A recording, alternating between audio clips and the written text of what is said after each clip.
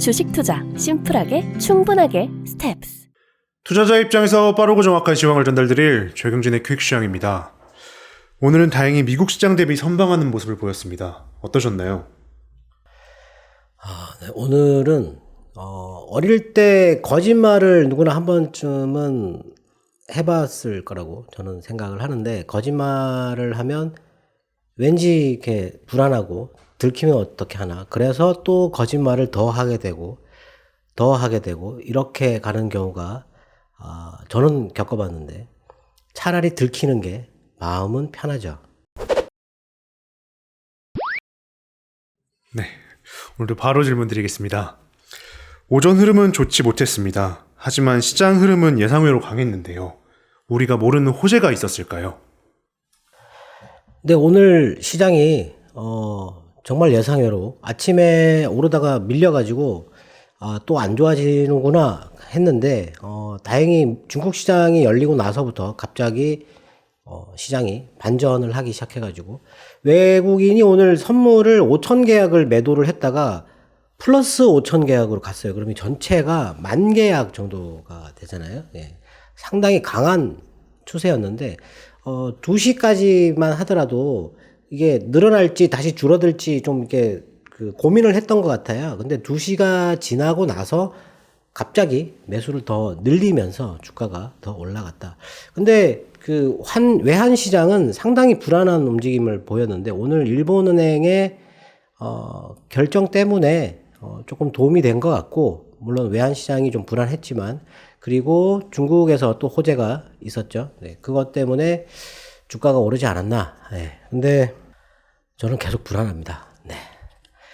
일단 뉴스를 먼저 보겠습니다. 독일의 5월 GfK 소비자 신뢰가 마이너스 26.5가 나왔어요. 이게 마이너스 15.7이었는데, 예, 상당히 소비자 신뢰는 다음 달이 안 좋다.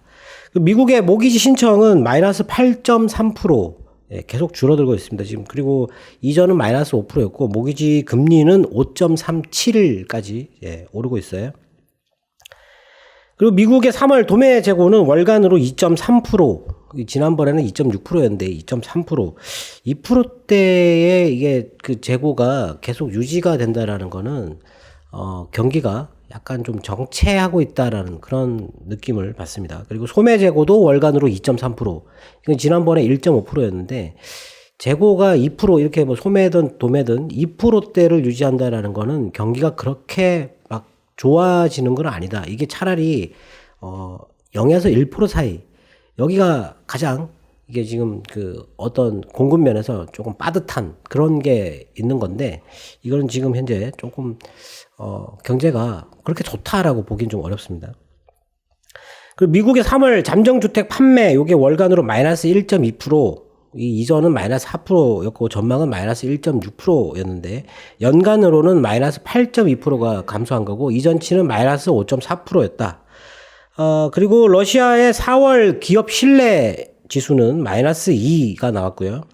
지난번하고 똑같이 나왔어요. 그리고 3월 산업 생산은 3%, 지난번은 6.3%였고, 소매 판매는 2.2% 증가예요. 다 마이너스가 아닙니다. 지난번은 5.7%였고, 그리고 3월 GDP가 1.6%라고 발표를 했어요. 지난번은 6.6%였는데, 그리고 3월 실업률은 4.1%. 이렇게 러시아가 발표를 했는데, 경제 지표가 훼손이 그렇게 실망스럽게 안 됐다라는 거죠. 그래서 미국의 경제 통계 거기에서 이 조작한 게 아닌가, 이렇게 나올 리가 없다라고 얘기를 하기는 했습니다. 그리고 한국의 4월 기업 신뢰 같은 경우는 87이 나왔어요. 지난번은 84였는데 4월 달에 우리나라 기업들은 조금 이 심리가 개선이 좀 됐어요. 네, 예상외로. 그리고 일본의 3월 산업 생산은 월간으로 0.3%, 이전은 2%였는데 크게 줄었어요. 연간으로는 마이너스 1.7%, 이전은 0.5%였고, 3월 소매 판매는 월간으로 2%나 늘었어요. 소매 판매가. 일본의 소매 판매가 이렇게 늘어나는 거는 상당히 크게 늘어나는 건데, 지난번은 마이너스 0.9%였고, 연간으로는 0.9%, 또 이것도 지난번에는 마이너스 0.9%였어요. 그리고 오늘 12시에 일본은행이 기준금리를 동결을 또 했어요. 끝까지 가겠다 뭐 이런 거 같은데 오늘 엔화가 130엔을 돌파를 했죠. 네. 1.6% 정도를 약세를 띈 것 같은데 그게 뛰었는데 위안화가 따라서 올랐어요. 그래가지고 위안화도 1%를 넘었었거든요. 예, 그래서 제가 위안화 약세가 빨라지면 위험하다고 했는데 오늘은 그렇게 뛰니까 상해가 잘 버티고 있다가 마이너스 0.7로 떨어졌다가 위안화가 다시 내려왔어요. 예. 지금 이제 1% 넘었다 지금 한 0.6 정도로 내려오는데 나스닥 선물 같은 경우는 거의 2% 가까이 지금 오르고 있다. 예. 미국의 나스닥 선물은 그 아침에 1% 넘게 올라서 지금 시작을 한 거예요.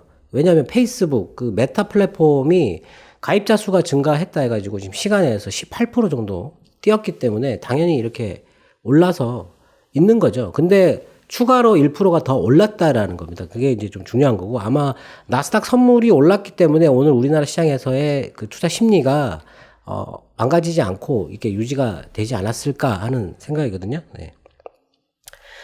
그리고 미국의 6월 그 나토 회의에 아시아 4개국 우리나라하고 일본하고 호주하고 뉴질랜드를 초청을 할 것처럼 그렇게 검토하고 있다 뭐 이런 얘기를 했었고 나토에 도움을 줄 수 있는 아시아 국들에 대해서 하여튼 그런 지원 이런 거를 보여주기 위해서 이렇게 하려고 하는 것 같고 유럽이 그 지속 가능한 배터리법이라는 거를 통과를 시켰는데 이게 이제 재활용 그 재료를 앞으로 그 배터리에다가 의무적으로 일정 비율을 사용을 해야 돼요. 이게 2030년부터 적용이 되긴 하는데 이게 시간이 지나면 지날수록 이 재활용 배터리 재료를 편입해야 되는 비율이 늘어납니다. 계속. 예. 그렇기 때문에 폐배터리 활용하는 거 요거 아주 중요한 거겠죠. 그리고 한국이 그 LNG 물량을 여름까지 일부 유럽 쪽으로 보낼 수 있다라는 식으로 지금 현재 그런 방안을 추진하고 있다. 이렇게 얘기를 했고 뭐 그 가스를 폴란드하고 불가리아를 중단을 시키니까 유럽 연합에서 강하게 반발을 했죠. 근데 정면 대결할 것처럼 좋다 이렇게 얘기하고 다른 데서 구하겠다. 예. 그렇게 얘기를 했어요. 예. 좀 뭐 하여튼 빨리 자유로워져야 되는데 그거 외에도 오늘 안 좋은 뉴스 그 이 에너지와 관련돼 가지고 이탈리아 에너지 기업 중에 하나가 최대 에너지 기업이 있어요. 이탈리아에. 그 회사가 루브라 계좌 개설을 지금 검토하고 있다라고 얘기를 했어요. 네. 그게 하지 말라고 얘기하는데 지금 하잖아요. 근데 이미 유럽 내에 10개 정도의 회사가 계좌를 개설을 했고 그 중에 또 4개 회사는 루브라로 지급을 했다라고 얘기를 했습니다. 예. 이거 뭐 유럽 전체적으로 좀 단합해가지고 해야 되는데 일부 이렇게 자기들만 사는 그런 걸 한 회사들도 있죠. 네. 그리고 이 러시아가 폴란드하고 불가리아에만 지금 현재 중단을 했는데 추가로 루브라로 결제하는 거를 거부하는 국가들 그런 국가들한테 가스를 추가로 중단할 수 있다라고 또 경고를 했어요. 네. 뭐 이제 에너지 전쟁인 거죠. 네. 그리고 이란 대통령이 그 중국 국방부장을 만나가지고 두 나라의 관계를 전략적 관계를 강화하겠다라는 식으로 얘기를 했고 푸틴 같은 경우는 서방이 우크라이나 이 상황에 개입하려 하면 전격적인 대응을 할 것이다. 자기들은 따라올 수 없는 그런 무기를 갖고 있다. 핵무기나 뭐 그 극초음속 미사일 이런 거를 얘기를 하겠죠. 뭐 그걸 쓸 수 있다라는 식으로 얘기를 하는 것 같습니다. 그리고 오늘 우리나라 시장에서 철강주가 강세였는데 우리나라가 그 환태평양 경제 동반자 협정 거기에 가입하겠다라는 식으로 얘기를 하면서 거기 수혜가 철강하고 섬유가 수혜다 이래가지고 오늘 철강이 또 많이 올랐는데 철강은 지금 현재 뭐 우리나라뿐만 아니고 오늘 그 미국 철강 회사들에 대한 얘기도 있었어요. 뉴코어하고 스틸 다이나믹스의 실적이 거의 뭐 200% 이렇게 증가를 해가지고 주가가 뭐 40% 이렇게 뛰었다 이런 얘기가 있었거든요. 우리나라는 사실 그렇게 보면 포스코의 주가 흐름은 매우 실망스러운데 그 못 올라갈 이유가 없는데 왜 안 사는지 모르겠습니다. 그게. 그리고 미국 하원이 우크라이나 재건을 위해서 자산 압류법을 처리를 했어요. 네. 그러니까 러시아의 자산을 압류한 거를 우크라이나한테 주겠다라는 거죠. 예. 근데 이거는 할 수 없는 일이고, 예. 하여튼 뭐 이런 법을 통과시킨 적은 없다. 전례에 없는 일이다. 그리고 이거는 실제적인 효과보다는 상징적인 의미가 있다. 뭐 하여튼 그런 식으로 얘기를 했어요. 만약에 그렇게 압류해가 주면 러시아가 가만히 있지 않겠죠. 네. 그리고 러시아가 우크라이나 지금 남부 지역에 일부 지역을 점령해 있는데 그 점령지에서 강제 병합 절차를 진행하고 있다. 국민투표를 하는 겁니다. 주민투표 해가지고 러시아로, 자기들은 병합되기를 원한다. 이렇게 나오면 병합시켜버리는 거죠. 네. 하여튼 뭐 그런 절차를 하고 있고, 헤르손이라는 곳에서는 지금 주민들이 탈출하고 있다. 지금 그 검문소에서 원래는 통과를 시켜줬는데 지금 통과를 막아버렸다고 그랬더니 자동차를 버리고 산으로 이렇게 걸어서 150km를 걸어서 탈출한 남자가 있더라고요. 네. 그리고 중국이 인프라 투자 확대에 민간 사회 자본 참여를 독려를 했어요. 네. 돈이 부족하다는 얘기죠. 네. 그래서 좀 알아서 기업들한테 돈을 내놓으라 뭐 이런 거겠죠. 네. 하여튼 이렇게 하는 거는 중국 정부의 재정만으로는 이걸 추진하기가 좀 어렵지 않겠느냐. 재정에 부담이 있다. 하여튼 그런 식으로 해석을 했습니다. 네. 그리고 인도네시아가 어제 팜유 원유는 수출 금지 대상에서 제외를 시켰었는데 오늘 갑자기 또 포함시켰어요. 네. 이랬다 저랬다. 네. 뭐 하는 건지 모르겠는데 하여튼 7월 말에 인도분 이게 오늘 가격이 9.8% 급등했습니다. 예, 그래서 오늘 또 팜유 관련된 주식들이 올랐는데 음식료에서 이 팜유가 필수적인 재료이기 때문에 이런 거 사실 이거 물가를 자극하거든요. 예. 그리고 중국 관영 글로벌 타임스가 러시아의 가스 중단 결정에 대해서 노골적으로 잘했다. 뭐 정당한 결정이다 이런 식으로 편을 들었다 이런 얘기가 있고요. 그리고 폴란드에서 이 러시아 에너지를 사용하는 그거를 줄이는 방안으로 탄소 배출권 제도 거래하는 거 있잖아요. 그러니까 내가 탄소 배출권을 어느 정도 줄여서 이렇게 하다가 남는 거는 팔 수 있죠. 다른 또 기업들, 탄소 배출을 많이 한 기업들은 그 탄소 배출권을 사야만이 추가로 탄소 배출을 할 수 있는 그런 거와 같이 러시아 에너지를 줄이려고 노력을 해야 된다라는 거죠. 그걸 만일에 경계선을 넘어가는 나라들은 다른 나라들한테 그걸 사서 추가적인 비용을 부담을 하면서 쓰라. 뭐 이런 얘기인데 하여튼 결정된 건 아니고 그냥 제한하겠다. 예, 폴란드에서. 그렇게 얘기를 했고요. 그리고 유럽에서도 우크라이나산 제품에 대해서 1년간 관세를 유예해 주는 거를 제안을 했어요. 그래서 뭐 젤렌스키 대통령이 고맙다고 얘기를 했고 지금 현재 전쟁으로 전 세계 원유 생산이 올해 한 17.2% 최대 17.2% 정도 감소할 것 같다 이렇게 얘기를 했고 지금 러시아 같은 경우는 지난달부터 이 원유 생산이 줄어들기 시작했는데 4월 중순까지 한 7.5% 정도 생산이 줄었다라고 얘기를 했어요. 네.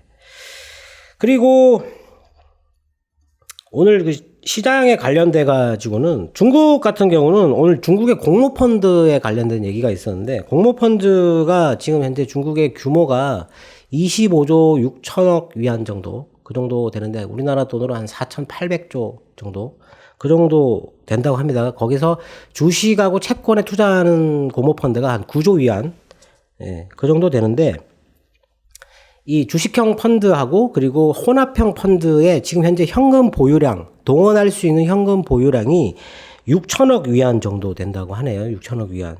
그리고 지금 현재 이 공모 펀드가 보유하고 있는 A주의 현재 시가총액은 5조 5천억 위안. 예. 시장 전체 7.3%, 유동 시가총액의 8.53% 정도 되는데 이 정도면 이 공모 펀드의 영향력이 매우 크다.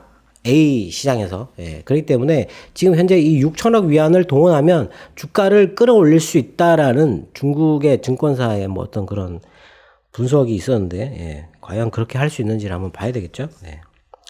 오늘 중국이 오른 거는 위안화가 이렇게 뛰는 바람에 안 좋았어요. 안 좋았는데 리커창 총리가 어제 이런 회의를 했다는데 오늘 항상 뉴스가 나오죠. 네. 시장이 빠지면 그런 뉴스가 나와요. 네. 교통하고 물류 문제에 대해서 국무원 회의를 했다고 합니다. 그래가지고 물류 정체를 해결하라고 지시를. 그러니까 뭐 선박 항만이라든지 아니면 지금 트럭이라든지 아니면 철도라든지 이런 거 물류 막지 마라. 네. 무조건 통과시켜 주라. 뭐 이런 식으로 얘기를 했어요. 그것 때문에 오늘 오른 게 아닌가 싶거든요. 네. 이게 근데 처음에 지시를 했는데 이게 안 지켜진다라는 거죠. 예. 봉쇄하니까 막아버린다라는 건데 봉쇄를 했는데 물류는 막지 마라라고. 예. 좀 궁여지책 같은 어떤 그런 거잖아요. 뭐 나쁘지는 않죠. 뭐 일단 시장에서는 이런 게 지금 물류를 걱정하고 있잖아요. 네. 그래가지고 SMIC 지금 그 직원 60%가 그 공장에서 지금 먹고 자고 하면서 공장을 돌리고 있어요. 예. 60%가. 하여튼 뭐 그렇게 해서 공장을 돌려가지고 이렇게 물류를 막지 않도록 그렇게 얘기를 하는 거고. 하여튼 이게 오늘 호재였고 이것 때문에 오늘 시장이 올랐다라고 보면 될 것 같고요. 그리고 좀 불안한 뉴스는 뱅크 오브 아메리카의 그 주식 파생 팀이 있는데 거기서 이제 분석한 건데 뭐 이런 거는 사실 뭐 그게 중요하지는 않은데 지금 채권 그 변동성 지수라고 있어요. 빅스라고 있잖아요.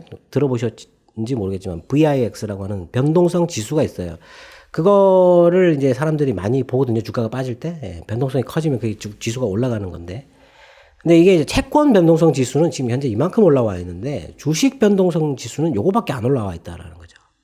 예. 그렇기 때문에 이게 변동성이 갑자기 커질 가능성이 있다. 이렇게 얘기를 했어요. 이게 내려오기보다는 이게 올라간다라고 그렇게 얘기를 했는데 그럼 언제 그렇게 되느냐? 빅테크의 실적이 다 나오고 나면 그렇게 될 수 있다라고 얘기를 했어요. 실적 발표가 이제 곧 나올 거죠. 애플하고 아마존 남았습니다, 이제. 그거 나오고 나면, 이렇게 될 것이다. 근데 많은 분들이 시장이 빠질 때 빅스를 뭐 이렇게 보고 판단을 하려고 하는데, 빅스는 후행성 지표예요. 시장이 변동을 보이면 그게 올라가는 거죠. 그렇게 움직이는 거거든요. 그걸 보고 판단하면 안 되는데, 많은 사람들이 금융위기 때나 이럴 때 막 빅스가 이렇게 막 올라가니까 예, 저게 위험 지표다 이렇게 판단을 하는데 그거는 아닙니다. 예. 하여튼 뭐 그렇게 비교해가지고 이게 뭐 덜 올랐으니까 이게 올라가게 되면 이게 주가가 빠진다 이런 얘기를 했는데 하여튼 뭐 요 정도까지가 좀 불안한 뉴스였고 나머지는 오늘 뭐 그렇게 크게 뭐 나쁜 그런 뉴스는 아니었고 늘 나오던 그런 뉴스들이죠. 근데 오늘 시장이 올랐는데 이걸 이제 과연 믿을 수 있느냐. 예.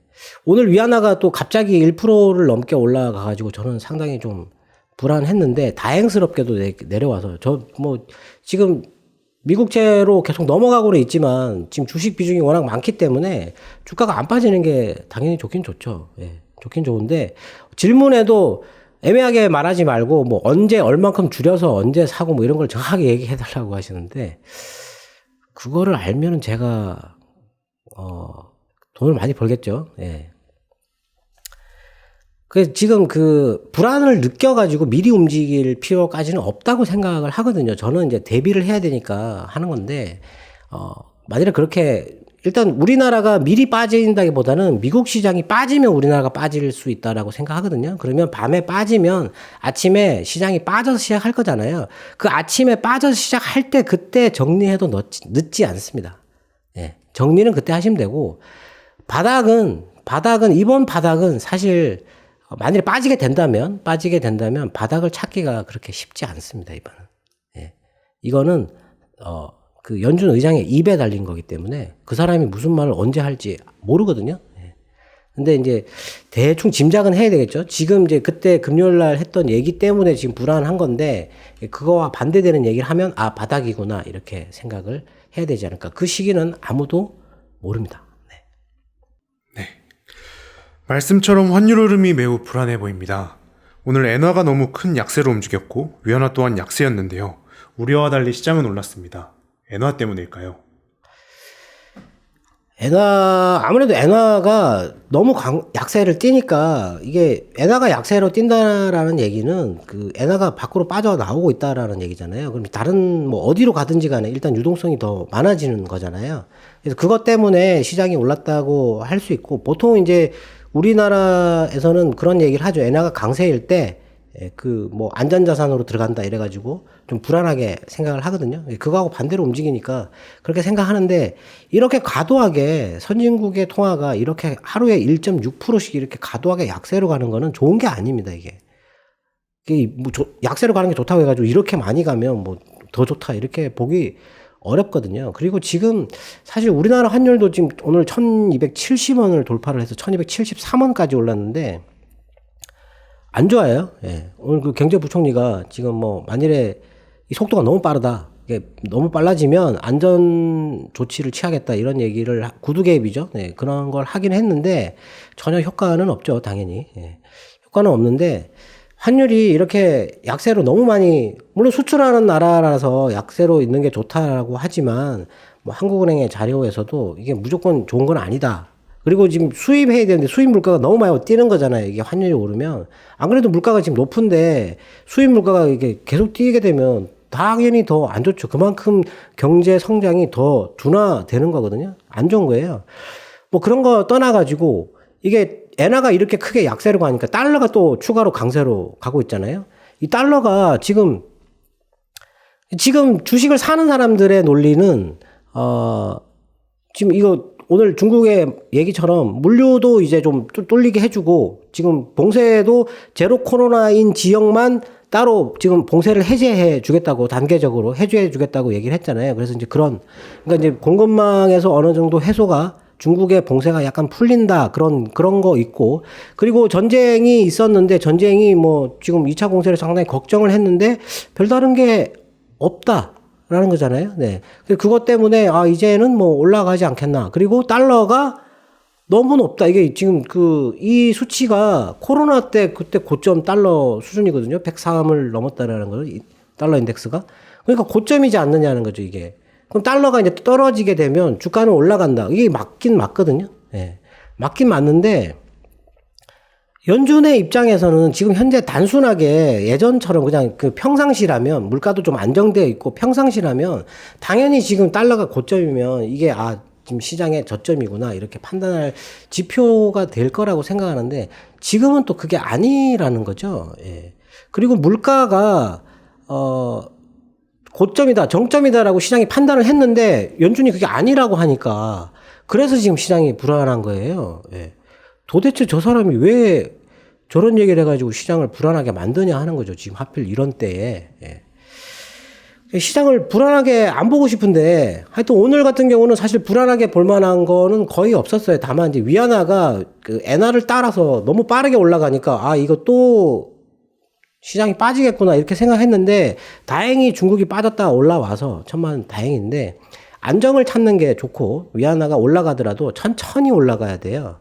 우리나라 환율도 그렇고 엔화도 그렇고 뭐 하여튼 올라가더라도 천천히 떨어지더라도 천천히 그렇게 움직여야지 갑자기 급등락이 나타나면 무엇이든지 간에 좋지 않다라는 거죠. 예. 일단 오늘 나온 뉴스도 그렇지만 지금 빅테크의 실적 발표.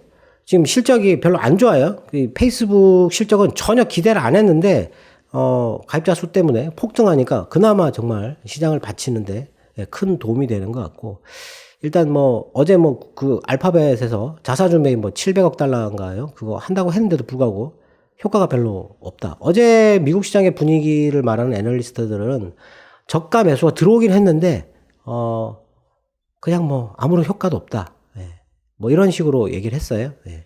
근데 지금 한 가지 좀 걱정되는 건 뭐냐면 ETF의 규모가 많이 증가해 있기 때문에 어느 특정 시점을 뚫고 내려가거나 뚫고 올라갈 경우에 자동 매매가 발생을 한다라는 거죠. 그게 대규모로 발생을 하거든요. 지금 현재 이 미국 시장이 최근에 횡보를 했던 밴드 있잖아요. 그 밴드의 하단에 와 있거든요. 이게 트리거, 자동 매매를 발생시키는 트리거를 작동시키냐, 안 시키냐 하는 거인데, 그건 사실 아무도 몰라요. 예. 근데 여기까지 내려온 거를 보고, 지금 그 미국의 큰 투자자들이 투자 매수를 안 한다라는 얘기입니다. 지금 기다려 보겠다라는 거거든요. 그러니까 되도록이면 사서 불안한 것보다는 차라리 위험이 없어지고 그 다음에 뭐 조금 뭐 2, 3% 오르면 그 2, 3% 오른 만큼 뭐 주고 사면 되잖아요. 바닥에서 사고 싶은 욕심 때문에 만일에 사가지고 불안해진다 그러면 지금은 사실 매수를 그런 매수는 권해드리고 싶지 않은 매수인 거거든요. 네. 그냥 단순하게 제가 느낌만으로 불안하고 넘어갔으면 하는 바람이 있는데, 예, 빨리 결정이 됐으면 좋겠습니다. 이게 뭐 어떤 식으로든지 지나야 마음을 편하게 먹고 투자를 하지 않을까 싶습니다. 오늘도 투자자분들의 궁금증이 해소되었길 바라겠습니다. 네, 뭐 불안한 뉴스도 있고 뭐 긍정적인 뉴스도 있고, 다만 이제 시장이 올랐는데 이 오르는 거를 어떤 면에서는, 그러니까 선물을 지금 3일 연속 매수를 하고 있는 부분은 괜찮다라고 볼 수 있는데, 주식 매도 강도는 전혀 줄어들고 있지 않다. 외국인의 우리나라 주식 비중이 최저치로 떨어져 있는데도 불구하고, 그리고 지금 환율이 1270원인데도 불구하고 외국인이 투자를 하지 않는다라는 거는 불안하게 생각할 요인입니다. 지금까지 최경진의 퀵시황이었습니다. 감사합니다.